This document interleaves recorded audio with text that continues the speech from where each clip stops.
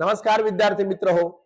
आज आपण एका अशा महान खेळाडूबद्दल माहिती बघणार आहोत की ज्या महान खेळाडूने या भारतासाठी सुवर्ण पदक जिंकलं.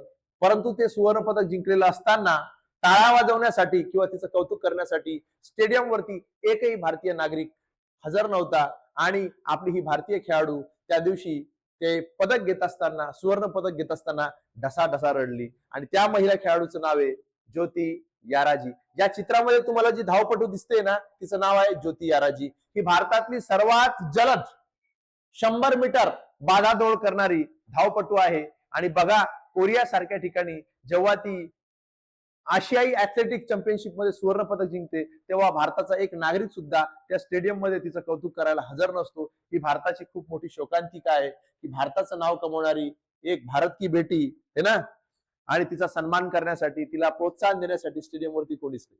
स्पर्धा कुठली होती तर आशियाई ऍथलेटिक चॅम्पियनशिप 2025. आणि याच्यामध्ये आपल्या ज्योती याराजीने कोणतं पदक जिंकलंय तर सुवर्ण पदक जिंकलंय. आता ही स्पर्धा कोणत्या देशामध्ये होती?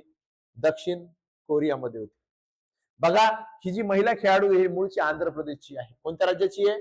आंध्र प्रदेशची. आणि ही प्रसिद्ध आहे 100 मीटर बाधा दौडसाठी. कशासाठी प्रसिद्ध आहे? 100 मीटर बाधा दौड. ही भारतातली सर्वात जलद धावपटू आहे. या ज्योती याराजीला अर्जुन पुरस्काराने 2024 मध्ये सन्मानित करण्यात आलेलं होतं. अर्जुन पुरस्कार हा खेळाडूंना दिला जातो. आणि दुसरी गोष्ट, पॅरिस ऑलिम्पिक साठी सुद्धा 2024 मध्ये ज्योती याराजी पात्र ठरली होती.